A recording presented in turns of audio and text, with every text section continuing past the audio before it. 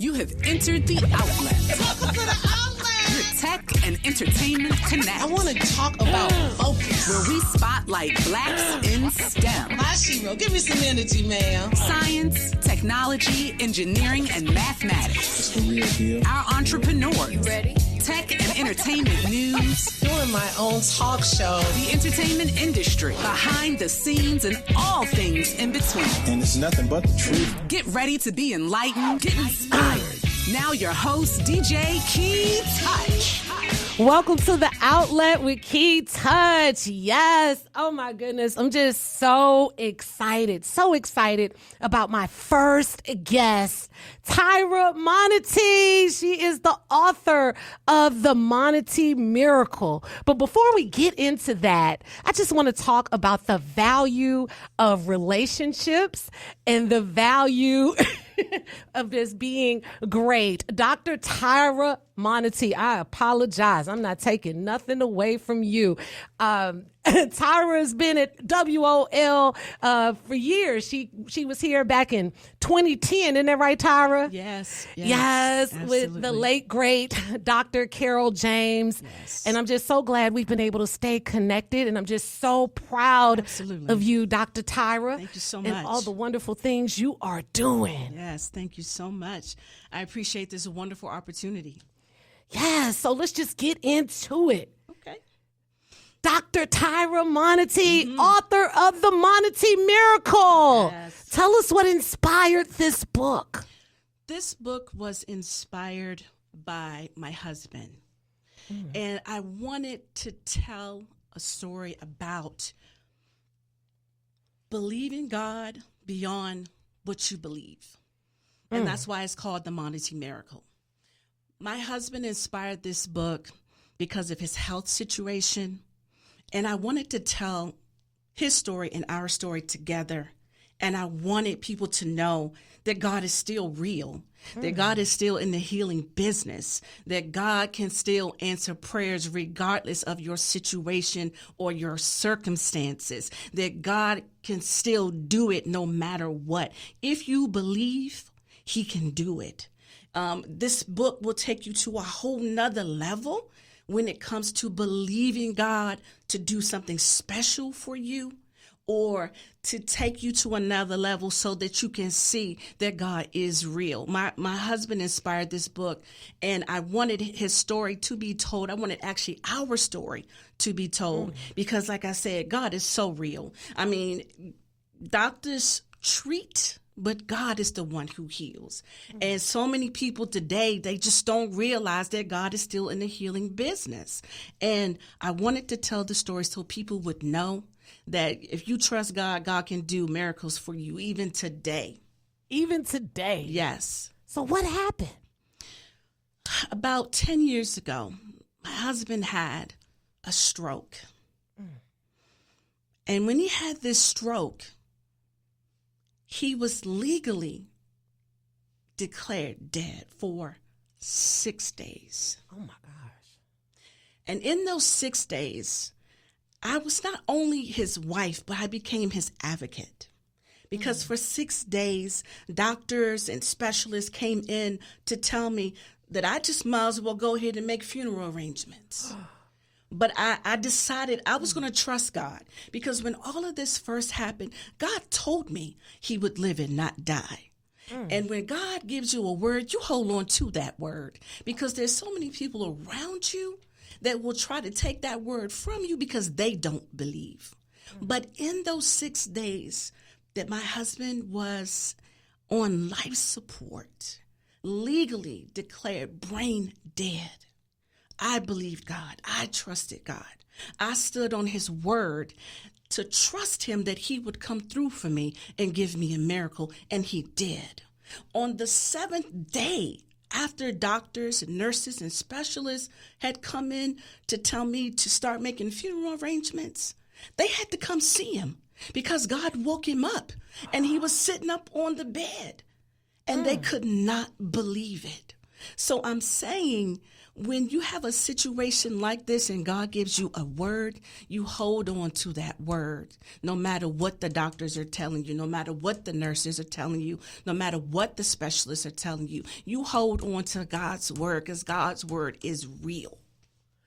Wow. That is so powerful. So powerful. You said 6 days. 6 declared days. dead. So he was on life support. Yes, he was. The only thing that was breathing, the machine was the only thing that was breathing for him. The only thing, because he had no brain activity. And every single day they would come in to ICU and they would say, Dr. Monnity, we're sorry, we don't have better news for you. We're sorry that there's no change. We're sorry that there's nothing more that we can do for you. And as I told them, it's going to be okay, because I believe God and not you. I mean, they thought I was crazy to be sitting in the IC room next to a man that was hooked up to life support and there was nothing happening. But before I got there, God had already spoken to me. He said he will live and not die. He's told me, do not believe what you see. You trust me and not what you see. And that is exactly what I did. On the 7th day, God woke him up, blew the minds of the doctors, the nurses, the specialists. It was incredible. So, I mean, when you have a word, as I said, from God, stand on that word. I don't care what people are telling you. I don't care what they said to you. It doesn't matter. God has the final say. Powerful. This is powerful. And Dr. Tyra Monnity is a young woman. So let's talk about, how old was your husband when this happened? When this took place, he was 43. Wow. He was 43. He had been dealing with high blood pressure for a very long time. And he was trying to get the medication right. He was trying to get the right cocktail of medication that would help him, to stabilize his blood pressure. But even that was a fight. But we tried to do our best, to get him to, the doctors, to take his medicine on time and to make sure that he was doing everything he needed to do. And I just wanted to point that out, because he wasn't in his 60s, he wasn't in his 70s, he wasn't in his 80s having a stroke. Some of the typical age groups you hear of. Yes. And so we all need to, one, pay attention to our bodies. Absolutely. Go to the doctor. Yes. Oh, yes. Go to the doctor. Especially go to the doctors. When you are in a situation like this, you start seeing signs. You get the warning signs. You start seeing the, feeling dizzy. You start having these terrible headaches. You start losing your balance. All of these things are indication that something is wrong. And some of these things started happening, to him. But the bad part about that was, when it first started happening, he did not respond. He didn't go to the doctor to see what was happening. And it was not a good situation when we finally did get to the doctors, because we ended up, having to deal with this situation. So, yeah, he was a young man when this took place. So I would encourage, men, if you have high blood pressure, please, go see the doctors. I know most people don't like to go, but for the sake of your family and the people who love you, please make those appointments. Go see the doctors. Know your numbers. Get a blood pressure machine where you can take those numbers every single day, so you know where you stand. And there's no excuse. And I just want to say this real quick. You can write off all these medical expenses on your taxes. Absolutely. So spend the money. Yes, definitely. Spend the money. Definitely. And it's worth it. Yes, it's it worth is. it. Absolutely. Let's talk about when he was discharged, because he woke up after 6 days on the 7th day. When was he discharged from the hospital? When he was discharged about 3 days after he had woken up. We had met with the physical therapist, speech therapist, occupational therapist, and they were all astounded at his progress, how he was progressing so fast. They couldn't believe it. And he ended up being transferred and going to a rehab center, and we were there possibly a week and a half. We were there. That's it? Yes, just a week and a half, because he was progressing so fast. when he came out of the stroke. And it was amazing. He had a great team, great speech therapists, occupational therapists, and physical therapists. They were great people, and they really, really helped him get back on his feet. But I mean, not just him, but God did it. God was the one behind the scenes this whole time. As I said, doctors treat, but God is the one who heals, and God was the one who allowed him to come through this and with no residue. He walked out of the rehab center on his own recognizance, not having to use a cane or a walker, none of that. So, God is able, and he did, such an amazing thing for him. Even the people that were working with him, they couldn't believe it. When we were telling them his story, they couldn't believe the progress that he had made in such a short amount of time. Wow, this is just incredible. And I felt this story needed to be told. Look at all the crazy things that are going on in our country. Mm-hmm. Understand, God will provide. Yes, he will. And like Dr. Tyra just told us, don't trust what you see. That's right. Don't trust what you see. Trust who you believe in. Absolutely. Who do you believe in? Absolutely. Tupac made a song about that. Yeah, he did. Who do you believe in? Who do you believe in? I put my faith in God. Absolutely. Blessed Every day, I'm still all day. breathing. That's right. Yes, ma'am. Absolutely. So this is a beautiful, inspirational story. Mm-hmm.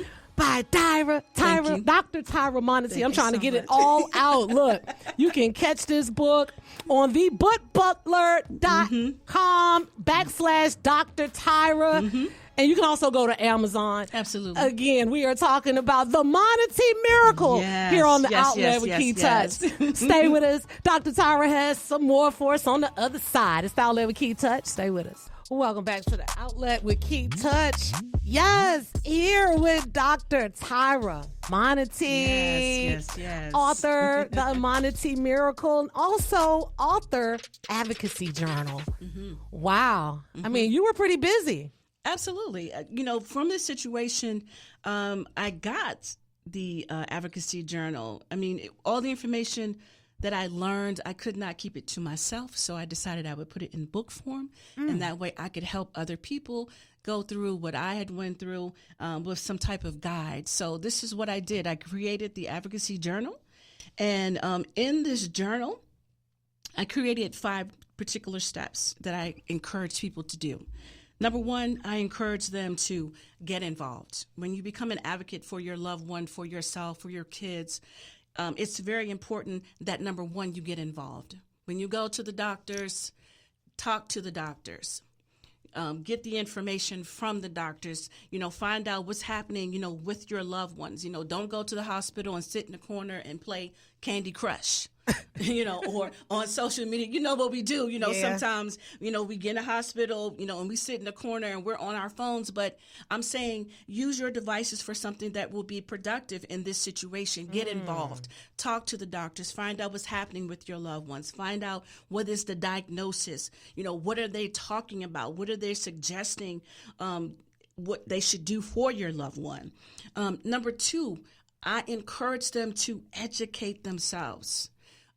Get the medication list. Look up the medication. Find out what your loved ones are taking. Find out what the side effects are so that you know what to look for. Too many times we go to the hospital and we see our loved ones and we don't get involved. We don't ask enough questions. We don't ask for the medication list. We don't ask for it. But if we get the medication list and we look it up on our phones, we will know what to look for in our loved ones, because some of that medication has a lot of side effects, and your loved one may be allergic to something. But if you look up that information, you can talk to the doctors and give an informed decision regarding that medication. You may have to have it stopped because they are allergic to it, or you may have to ask for something else. The other thing that I recommend is that they show up. A lot of times our loved ones sometimes are in the hospital and no one shows up. Let me give you a very quick story. We were in the hospital doing the 6 days that my husband was in the hospital. There was a gentleman who had a surgery. He had a systemic stroke, and he ended up having to have a craniotomy surgery. And for 3 days, no one showed up for him. For 3 days. No one came to check on him, nothing. So when you don't show up, the medical, facility or the hospital or wherever your loved one is, they take over. And in this situation, this man lost his life because no one showed up. Ooh. No one came to see about him. No one even noticed he was gone for 3 days. So I want to encourage them to show up. Show up for the people that you love. Show up for your loved ones, because when the medical staff or the hospital staff, when they see that you care, they care. Because they know someone is coming to check on them. Someone is coming to see about them. So I want to encourage everyone to show up. The other thing is ask questions. Don't just come and sit. Ask questions. Find out what's going on. Find out what the doctor is planning. Find out what he's saying. Find out, is there an alternate way to get done whatever needs to be done, whether it's surgery, maybe it's, something else that could be done besides the surgery. But if you don't ask questions, then you don't know. The other thing is follow up. When they get out of the hospital, when they leave the facility, follow up. Because when you follow up, it can help you, manage the help with the loved one. It can help you manage their medicine, manage their appointments, and all of these different things. So you have to follow up. Wow. 5 steps. 5 steps. Get involved. Yes. Educate yourself. Absolutely. Show up. Definitely. Ask questions. Every time. Follow up. It is a must. That is so cool how we doing this. thebookbutler.com/Dr. Tyra. Yes. Advocacy Journal and the Monnity Miracle. You can also find these on Amazon. Is that correct? Both Absolutely. of them? Yes, absolutely. You sure can. And this is beautiful, and I'm glad that you used your experience to help others. That's the miracle in all of this. How about that? Yeah. You have to, anytime that you have gone something of this magnitude, of this level of trauma, you have to share your experience. Because even when I was in a hospital with my husband, I was running into other loved ones and other people that were there looking in on their loved ones. And some people they didn't know what to do. They didn't know how to navigate. And one of the first things I did to encourage them is get a piece of paper and start taking notes. Because when the doctors and nurses and specialists see that you're taking notes, they talk to you a little bit differently. The information that they give you, they're very careful in what they say because they know that it's being recorded. They know it's being jotted down somewhere. So I would encourage the loved ones that were there to see their loved ones to start writing down the information, because it's so much happening. There's a traumatic situation going on. Sometimes you can't think. So when the doctors are telling you all this information, you don't know what the question is until they walk away. So one of the reasons why I was telling them to take notes is so they could jot down their questions. So when they had the opportunity to talk to the doctor again, they could get all of their questions answered. Wow. And Dr. Tyra Monnity has laid it all out for you, right? She went through her experience. She wrote her book, and she also wrote and published Advocacy Journal. Takes the hard work out for you. You can find the Monnity Miracle and Advocacy Journal on thebookbutler.com/Dr. Tyra. That's DRTYRA.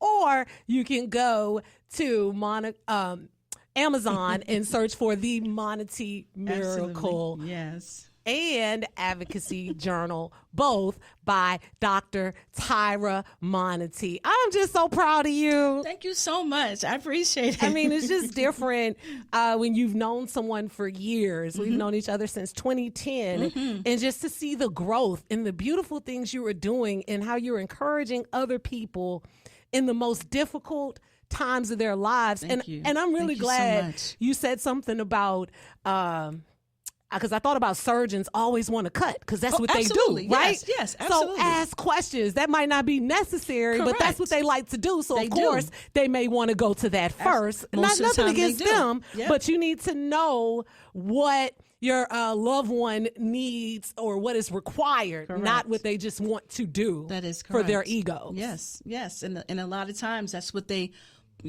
propose. Let's do a surgery. Sometimes it's not necessary. sometimes there's other methods that you could use, but because we know that surgery lines their pocket or pays for that house in the Hamptons, that's what they go for. And they might just like cutting too. Yeah, you got that. Yeah, you're right about that. Hey, I got a real body. I don't have to play no more with these frogs and stuff. Exactly. Let me play. But no, ask the questions because you can save a life when you ask questions, when you get involved. Because like I said, when you care, you force them to care. When you show up, they're very careful. Like, as I said, how they treat your loved one, or because they know someone is coming to check on them, and you got to show up. It's so important. Like I said, a lot of us, when we come to hospitals, we normally sit and we're on our cell phones. But, I want to encourage you when you come to the hospital and see your loved ones, just get involved. Sometimes your loved one is incoherent. They can't talk for themselves. So this is where you come in as being an advocate for them, talking to the doctors on their behalf, talking to the nurses on their behalf, speaking to the specialists, on their behalf, pardon me. So that so that they will know exactly what your person or what your loved one wants. And we need to know that because you don't know when it's going to happen. Correct. But something will happen. Yeah, if you live long enough, I promise you will be in the hospital, or you will know someone who's been in the hospital, or someone who's facing such a traumatic or critical situation. Yes, and I just really went back to my father. He passed in 2020, and when he first got sick, my mom always showed up. Yes, she had absolutely. to be there at those facilities. She had to be at the hospital, and Definitely. I believe he got better care because of it. Absolutely. So that's why it resonated to me, what you just said. Definitely, because when you don't show up, okay, this has been my experience for over the last 12 years. We have been in and out of hospitals and different facilities and so on and so forth. It has been my experience. It's been my witness that when people do not show up, your loved ones do not receive the best care. So show up so they have a longer life because you care. Oh my goodness, I'm just really enjoying you, and the time has went by so fast. So just a quick recap for the Advocacy Journal. Advocacy Journal, get involved, educate yourself, show up, please. Ask questions, Definitely. Follow up. Always. And go to thebookbutler.com/Dr. Tyra. That is DrTyra, or you can go on Amazon and look for the Monnity Miracle and Advocacy Journal. Thank you so much, Dr. Tyra Monnity. Thank you so much. It was a blessing. Thank you so much. Yes, look, it's Outlet with Kei-Touch. Stay with us. Welcome back to the Outlet with Kei-Touch. Oh, I'm so excited. I have Coach Kenny Gray on to talk sports with me. Welcome back, Coach Kenny. Thank you very much. I missed you last week. You know that. I got to take time off too. Absolutely. We need that mental time, man. You know that. But before we get into our sports talk, you shared with me that you lost your sister-in-law recently, Marlene Evans. And tell me a little bit about her and what you saw yesterday in her homegoing. First off, it's not enough time in this show to tell you everything about this woman. However, what I will say is I met her about, 38 years ago with my brother. And my brother and I was playing semi-pro football, and I was watching my brother, going through some things. And so one particular day, he said, "Hey, meet me here at this address." And at that time, we didn't have GPS, right? I don't even know if MapQuest was the most popular thing, but we knew the area. The funny thing about that day is, you always protect your family. You always look out for your brother, your sister, or whatever. But this one particular moment when I went to the house, I got a chance to meet her. And I'm looking at him. I'm thinking, "Terry, is this how it is, man?" He said, "Yeah, this is where my peace is." So she gave him peace. And the thing I saw last night yesterday is actually how she has shared her heart with people. Man, let me tell you, I knew the concern for me was, "Hey, Harry, you need to get a bigger space because you know how many people are going to want to be here." But what I saw yesterday, You can't explain it. She wasn't a celebrity. She wasn't famous the way we see celebrity and famous. But when you talk about family, oh, she was famous. She spread her heart all over that place last night. And you know what? The most ironic thing about it was her heart that gave out to where she met her demise. But look at how much of the heart she shared among us. The other side of that would be if we all took what she gave us at that moment because we want her here, and if we try to give that back to her because she's such a giver and doer, she would tell us, no, baby, I gave that to you, so I don't want that back. That's who Marlene is. That's who Marlene was. And you know what? That's in all of us. But I did not know the magnitude of which she did her 38 years of my life. How many people you think were there? Oh, wow. We know they closed the door. We know it was 800. We know it was 800 people at seating capacity, and there were folks who couldn't get in. So therefore, we can speculate. So I don't want to be like the man in the White House worrying about crowd sizes. This ain't about that. This is about doing God's work when you were here.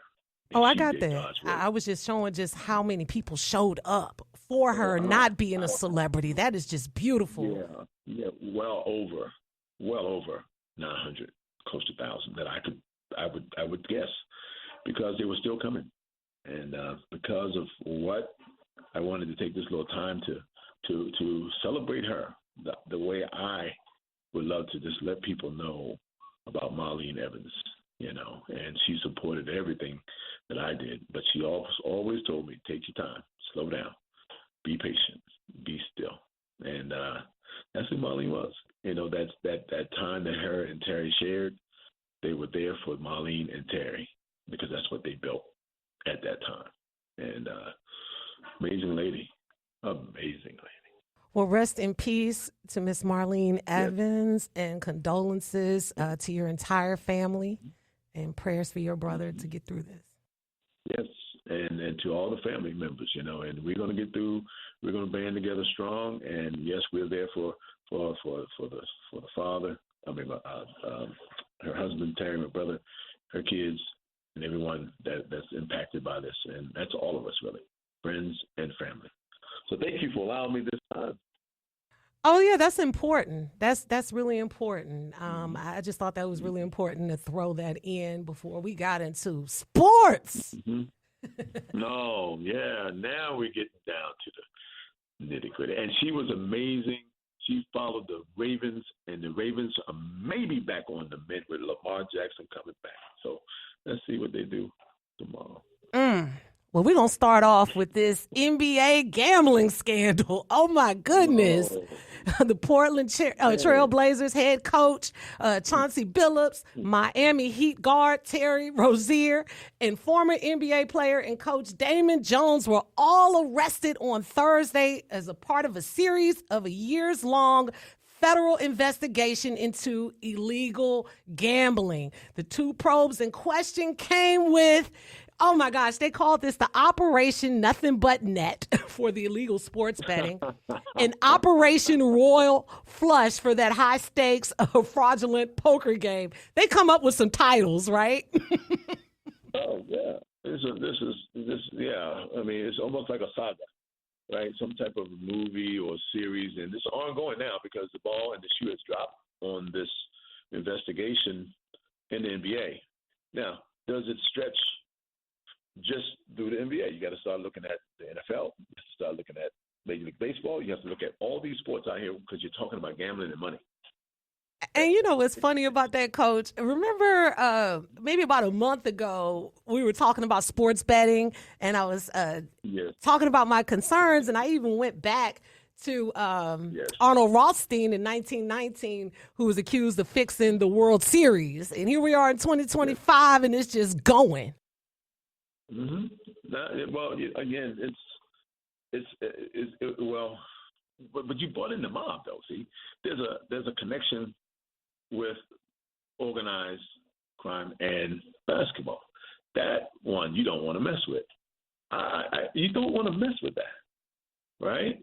Because there's a different lifestyle and a different thing in a different dimension when you talk about the mob. 30 people were implicated in this. 30 people. Now you only hearing about 3 or 4. Well, who are the other 27? And the you know, it's coming. who else is linked to it? It's coming. It's You coming. better know it's Now, coming. they're saying Gilbert Arenas has something right now. It's just speculation because I don't know, but something about Gilbert is also talking about some things. So we're not sure. So like I told you when we talked about Sanchez and the stabbing incident, it's an investigation. We need to let the investigation take its course, and we'll find out more as it goes through. Yes, and like I said, my concern is that now that sports betting is legal, it concerns me. Even watching, and I'm not saying this is the case, but even watching the beginning of the NFL season, I would have never thought Kansas City would have lost their first couple of games and placing bets. I would have never thought the Ravens would be losing in the beginning. I wouldn't have put my money on that, Right. But here's the thing: when you talk about injuries, that's something that you can't prevent, right? When you talk about faking an injury, that's something you can control. Now, if this gentleman from the Heat knew he was going to do exactly that and told his friends, "Well, I'm not going to finish this game," now that's inside. That's inside. There's a difference there. Okay. Yes, I think the game of football, you're going to get these injuries, but when you can control your time on that court or on that field, that's something different. The intent changes, just like official.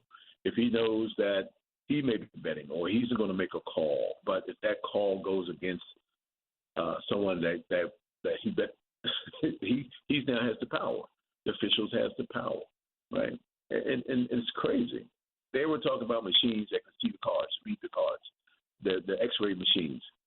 Yes, I was thinking it was Ocean's 12 or Ocean's 13 or 14 when they were describing that high-stakes poker game. X-ray tables, and you can read the cards. I said, oh, my goodness, this is some sophisticated stuff.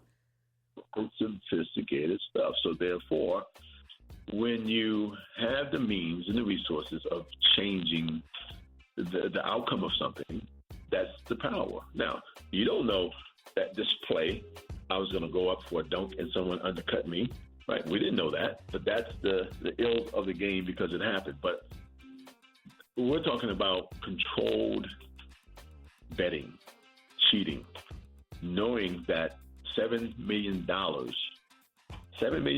people lost $7 million under this scheme based off of the report. Could it be more than $7 million? So that's just the report right now. $7 million of friends that they invited to be a part of this, and they knew what the outcome was. That is crazy. But look, do not gamble. They have all these commercials about gambling since we have so many casinos in the area, and you can gamble from your phone. That's the scary part. You don't even have to go to an ATM. You can link your credit card, your debit card. So just be careful in what you're doing. Look, it's the Outlet with Kei-Touch. Talking to Coach Kenny Gray on the other side. We're going to talk about some football. Stay with us. All right. Welcome back to the Outlet with Kei-Touch. Here with Coach Kenny Gray. Coach. Yes, Hey, let's start off talking about the Bears and the Ravens matchup tomorrow at 1 p.m. Bears are 4-2. Ravens, I just can't believe they're 1-5. But the ESPN bet is on Baltimore to win by 6.5 points. What's your take on this game? That's on Lamar. It's not on Baltimore. It's all about Lamar. If Lamar wasn't there, you wouldn't get that type of spread or even what? You lost how many games in a row? And now you're favored with anybody? That's not the team. That's Lamar. That's how powerful this young man is. Okay, when you can talk about leadership and power, well, power is different. Okay? Some people won't play without Lamar. Some people can't play without Lamar.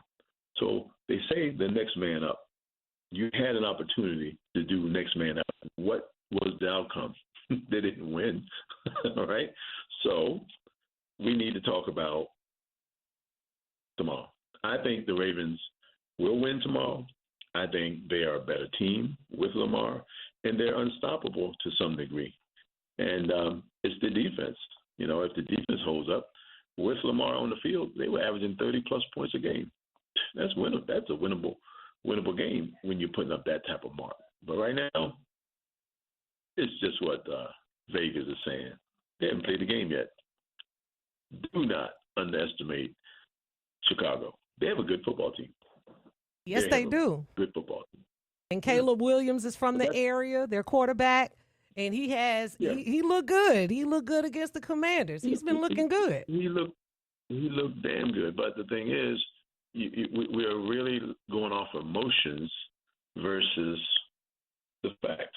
The fact is, without Lamar, you're not going to have an outcome that you're looking for tomorrow. With him, they can beat anybody. With him, and I think you're right. I feel his leadership helps the entire team, because when I watched the Texans beat Baltimore, I wasn't upset, but I saw the difference. And it just seemed like because the defense collapsed, nothing was going correct. Right.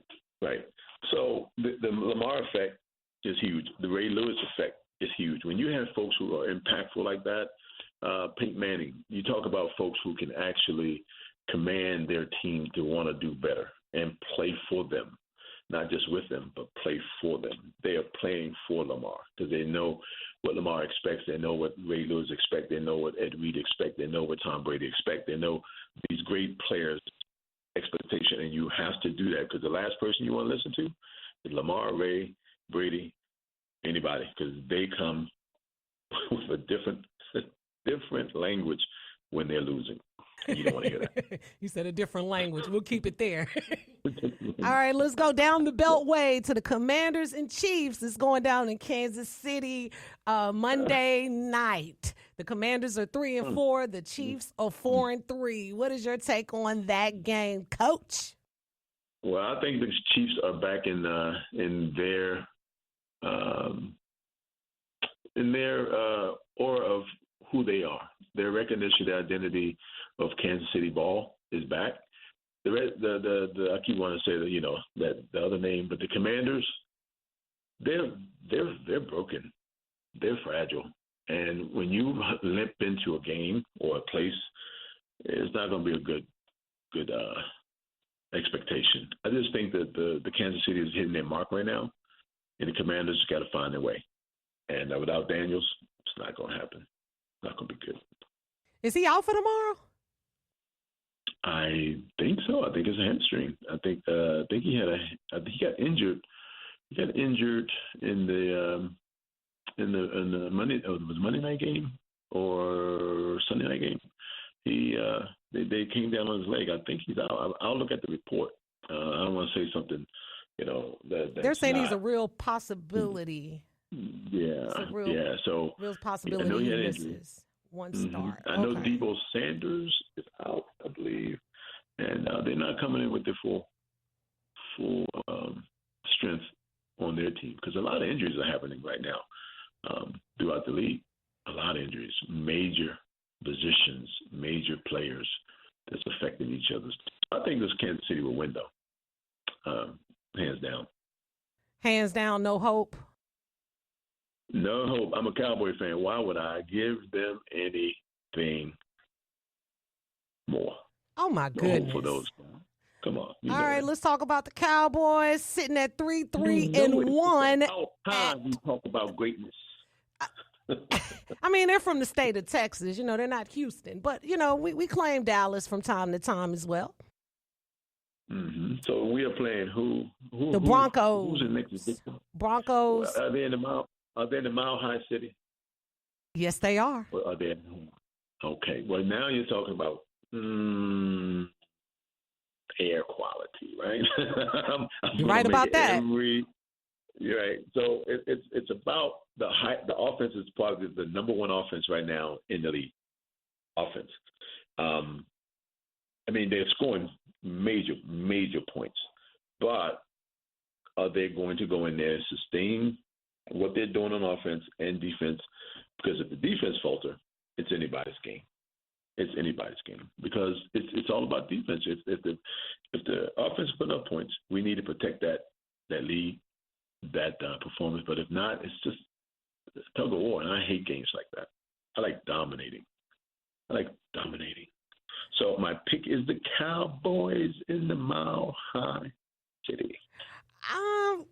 I'm going to say ESPN's bet is Denver 3.5, but I'm going to say that air quality is a big deal, and I'm going to tell you why. Yes. When I was at Fort Bliss in El Paso, we weren't quite as high as Denver, but we were high enough where when I walked across the street, I was out of breath, and I was in the best shape of my life.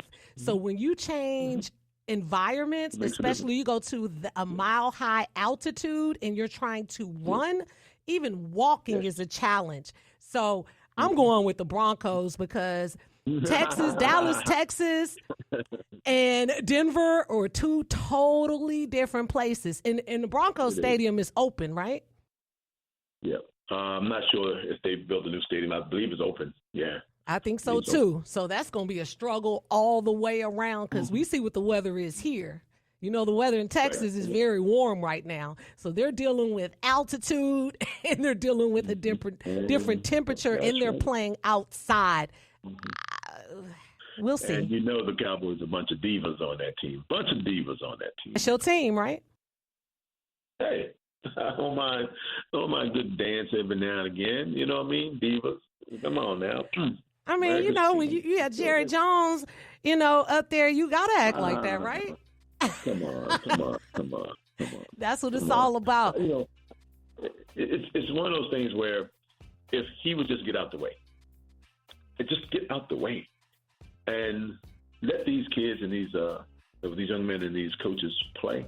It's a different situation. What you see with these young cats, like in New York, they allow these young cats to be themselves. Okay, I love them. I'm sorry. Yeah. I mean, right now, how do you take that enthusiasm away from these young cats? Let them play. You know, I was watching the story on Michael Irvin and the America's team. I mean, Jimmy Johnson allowed these guys to play and be themselves. I wish the Dallas Cowboys would get back to that. But we have one guy in the way. Get the hell out of the way, man. The owner. Thanks so much, Coach. Kenny, great. Man, time goes by so fast with us here on the Outlet with Kei-Touch. Only the best of the best, I attest. Again, my first guest, Dr. Tyra Monnity. And you want to go get the Monnity Miracle and the Advocacy Journal on thebookbutler.com/DRTYRA. That's Dr. Tyra. Or you can search for the Monnity Miracle and the Advocacy Journal on Amazon. Look, it's the Outlet with Kei-Touch. Until next week, peace.